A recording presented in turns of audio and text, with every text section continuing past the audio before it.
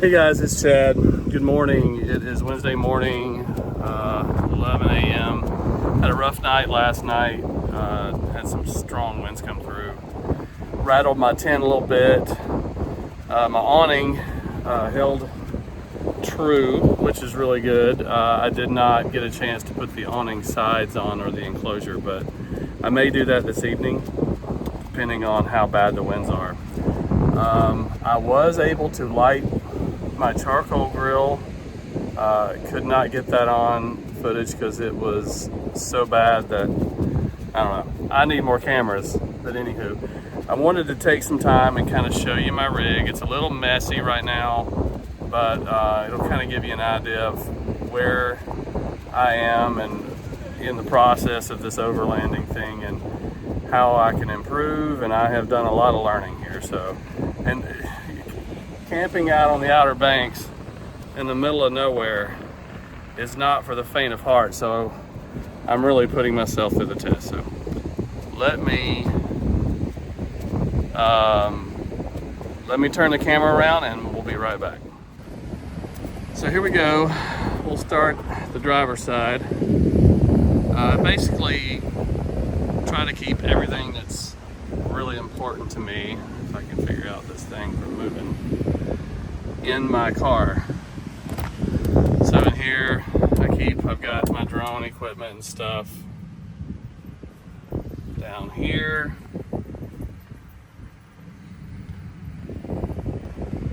Let's see.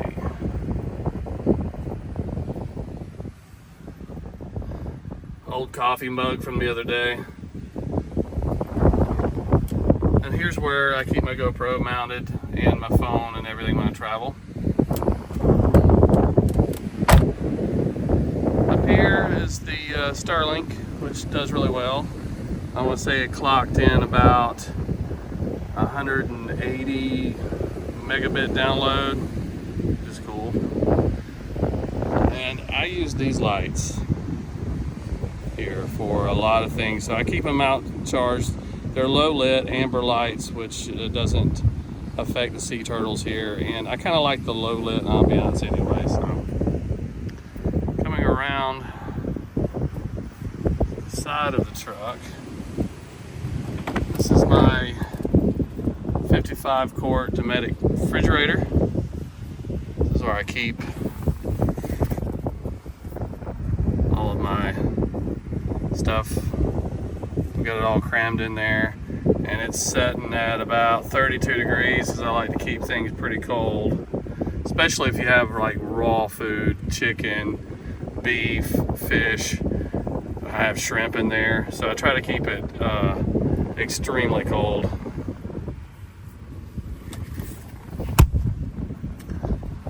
And we'll go around to the side over here.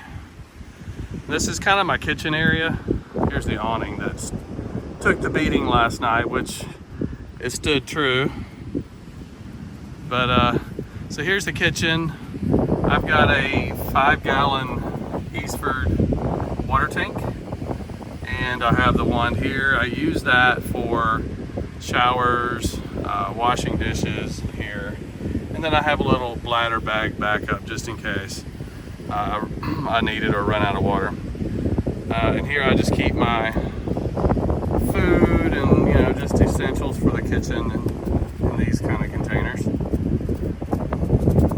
Yes, I do have the onions hanging.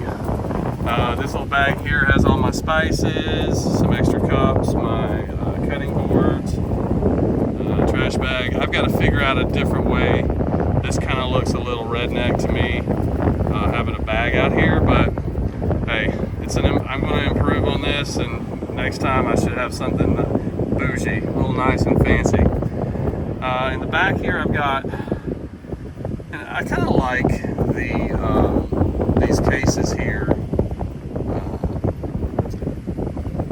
from Craftsman, and they're waterproof, which is really cool. And you know, I get to keep all my camera gear, just like my charging cords, my boxes, my microphones, everything in here. And then in top, I've got just some larger things there. And here I'll just basically keep essentials. Show you. Trash bags, extra camera gear that's larger, some extra chairs, things like that. That's my awning enclosure. I have not taken that thing out of the bag yet. It's brand new, and it's kind of, I don't know, intimidating a little bit because it's huge. And here, this is where I kind of work. I've got my laptop here. I've got my nice comfy chair. I got my Starlink router. And I have cameras mounted everywhere. Obviously, I have to have a hands-free environment. So I'll just clip these cameras on and get extra footage for you guys. There's a towel that actually stayed up there all night long. I forgot all about that towel. And I hang these lights everywhere. So at night, you'll see some images and some video footage of what it looks like at night with those lights lighting everything up. Coming around to the passenger side, I've got my Jackery. I use the Jackery for charging, smaller devices, my drones, my cameras, phone, and I also use it for the Starlink, which is really cool. And then I have 200 watt solar panels out here that actually keeps this thing pretty charged, and even Steven when I run the Starlink off of it as well. So anyway, I forgot to mention, right through there in the blue is a solar generator that I built myself. It's got two 100 amp hour lithium iron phosphate batteries in it, and this will be another video, but I'll go through the build on that. And then I have a 1500 watt pure sine inverter on the top for plugging in my appliances or anything else I need to charge. My fridge runs off of that. I'll have to say it's never dropped below 80% on battery usage. My solar panel on top of the truck keeps that pretty much topped off, so I never really have to worry about running out of power. I think that from everything that I have plugged in here, I could probably go about 4 to 5 days without having any solar power to charge. So, and it's nice to have the old Jackery, which is the Explorer 1500, handy, just in case. And then here we go. Well, I've got my 4.5 gallon fuel that I'll need, especially if I'm going on long road trips where there's not a lot of gas stations. And here I have my ensuite, and I have it open, and you can kind of peer around the corner there. You can see my porta potty, which is kind of neat. It's cheap. I got it off of Amazon actually. And let's go inside.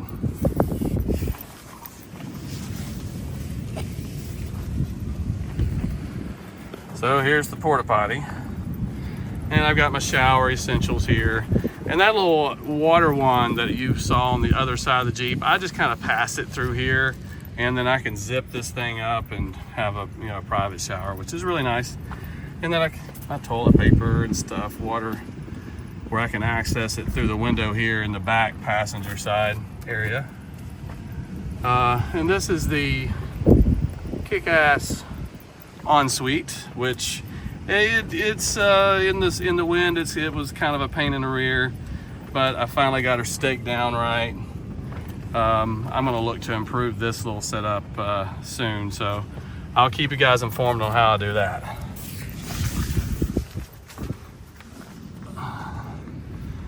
So exiting the ensuite, I have my rooftop tent. It has a queen mattress. This rooftop tent is by a company called Rough Country. I think they're out of Middle Tennessee. The tent's fairly sturdy. It lasted some pretty heavy winds last night. It's easy to pull out. It just pops down, ladder pops off, and you got a lot of room up there. As you can see, peering through the window, you can see I've got my air machine fan up there to help me, stay cool. And it does pull in the breeze. It's probably about 85 degrees out here, And if I'm up there at night, I have no worries. And I'm hot natured. So, which brings me to the next thing, my icy breeze. Now, there are times where I just can't sleep. And my gosh, I have to have cold air. And this thing is a lifesaver, I'll tell you. You just fill it with about a half a gallon of water and then the rest of ice. And it blows out ice cold air, not damp air. So it's not like a swamp cooler, but it does blow out some serious, like 30-degree air out of that thing. And I have some tubes that I can pipe it up to the tent if I need to. But so far I haven't had to use it. And of course I got the trusted Yeti. I think this is a 45. That's where I keep all my ice, and that Yeti holds ice probably, I guess, even like peaks of sun. I want to say it holds it for 3 to 4 days, which is pretty good. So I can, stay hydrated and keep the old icy breeze fixed and running. So, but anywho, that's about it. Let me go ahead and kind of peer into my tent up here. You can see inside.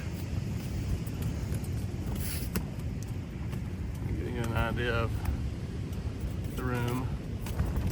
I don't want to climb up because I'm barefooted right now, and it hurts my feet to climb up there without anything. So I got to give you an idea. But that is a queen bed. You could sleep 2 people comfortably, and if you have a small child, the third child would be fine up here. So,